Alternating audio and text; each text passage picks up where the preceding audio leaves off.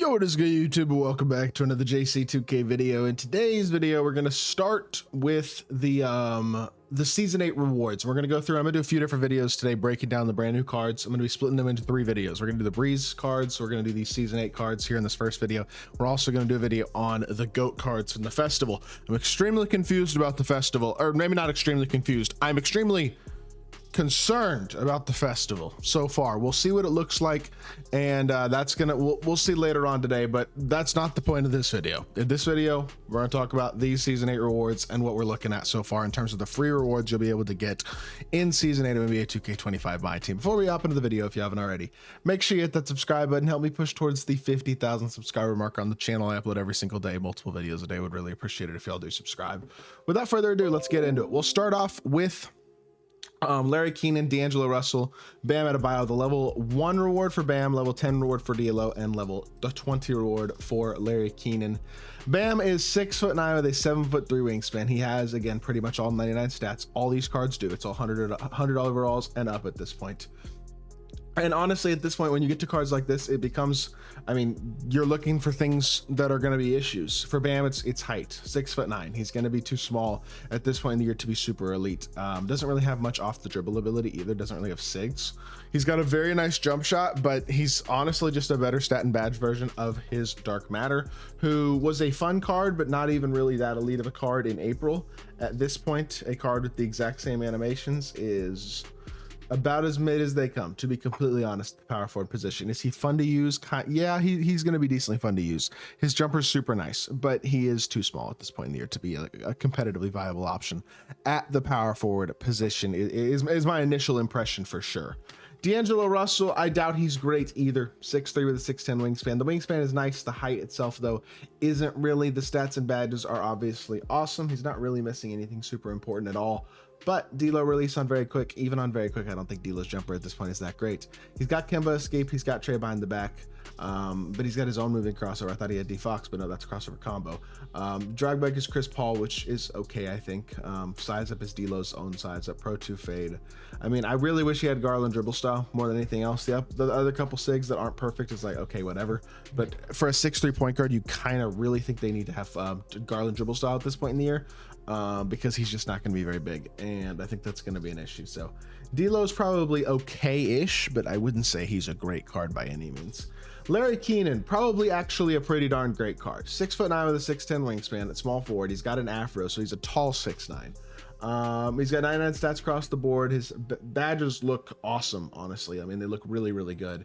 And then he's got an Evan Fournier base, which is a nice, smooth, easy jump shot with a Cedi Osman upper, which is one of the better uppers. Pro fade, not quite as good as Pro 2. D-Book dribble style, Kemba escape, Rafer styles up. Kobe behind the back isn't great. His SIGs aren't very good either. I mean, I kind of expected more out of this card too, to be totally honest with y'all. He's not bad at all. His jumper's good. He's going to be solid, but it's just like, none of these cards actually really help most people's teams, I don't think, because even at the small forward position, Larry Kenon animation wise is a lot worse than even like a Joe Smith or a Kenyon Martin or a Purvis Ellison or one of those affordable budget type small forwards we got last week. So the 100 overalls certainly don't impact, I don't think, a ton of people's teams, especially not people who've been playing the game mode for more than really just like who've been playing the game mode any longer than very recently. I would think these guys probably aren't super helpful, but the Invincibles should be more helpful. Nate Thurmond is the first one. I assume he's the domination reward. We'll find out here in a little bit. My guess is he's the domination reward. 6'11" with a 7'3" wingspan. Awesome defense. A bunch of good defensive legend badges in addition to finishing. Everything else, of course, is on Hoff with all a 99 stats. 6'11", 7'3" wingspan. Andre Drummond base, which is fine. Gigi Jackson upper, which is really good. Pro 2 fade. Russ, Steph, Kemba, normal behind the back, basic drag back.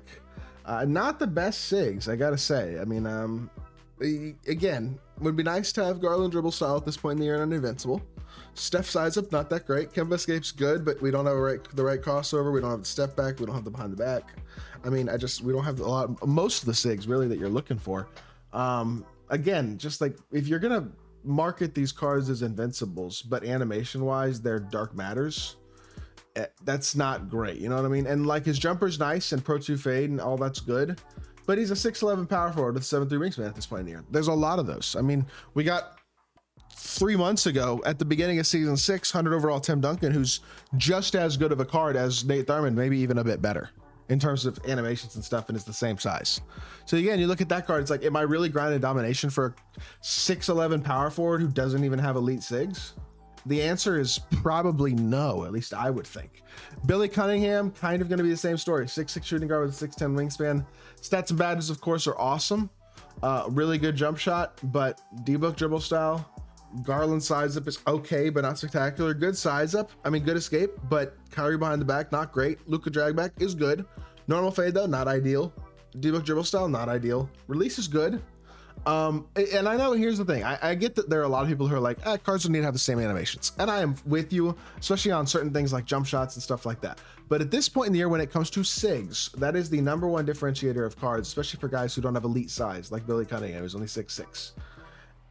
I just don't think these cards animations are good enough to really be on the elite level so far, compared to the other guys around them. Brook Lopez might be the first card to change that. 7'1 with a 7'5 wingspan as a power forward center. He's got a lot of size, which is nice.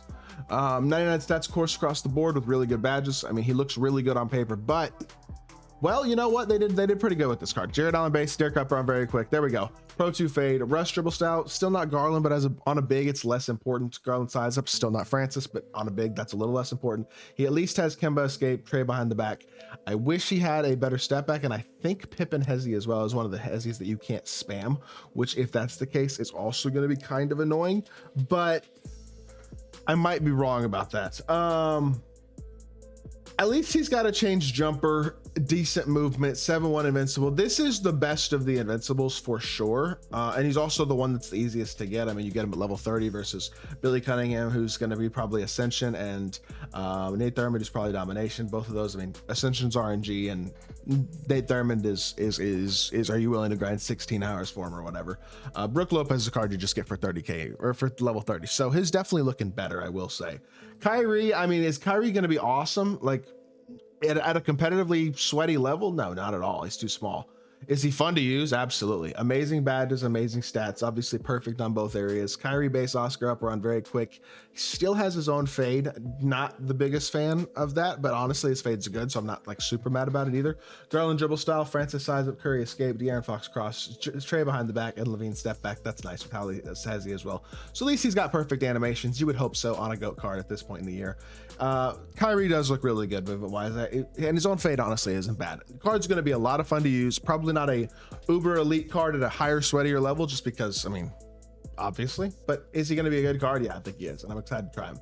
The free Dr. J, he doesn't have as good of a player build as the non-free Dr. J. I'm pretty sure he's going to have the non-afro or the less afro player build that looks a little bit smaller. He's still got all 99 stats though, every single badge on Legend, and Steph base, Sexton upper, Pro 2 fade, Garland, Francis, Curry, Trey, Levine, D-Fox size up, Halliburton, Hezi, all the elite of the elite SIGs in my team. Who has Steph base, Sexton upper? There's a card who does. Oh, it's Kevin Garnett. Kevin Garnett is the Steph-based Sexton upper card that has come out so far. Maybe Penny Hardaway actually looks like he has it too. But KG's jumper is great. That is a really good jump shot. This is one of the better jump shots in my team. This is an elite card. Even the free version of Dr. J is an absolutely awesome card to power for at the shooting guard position. I'll say that. And then you have point guard eligible Dr. J, who's the exact same card animation wise, but will have the bigger afro player build and point guard eligibility. Absolutely incredible card. I obviously would rather have the point guard shooting guard than the shooting guard small forward, but they're basically the same card, besides position eligibility and a player build that maybe makes one of them look about an inch taller than the other one. That's about the only differentiators. I don't think it matters that much. You could absolutely just run the free one if you want to, if you don't want to buy the Pro Pass. Either way, Dr. J is elite nonetheless and will help people's teams regardless. So with that being said, it's gonna do it for the video. Hope y'all did enjoy. If you did, make sure you hit that like button, leave a comment, and subscribe. I'll be back with more 2K content very, very soon, and I appreciate y'all. Peace.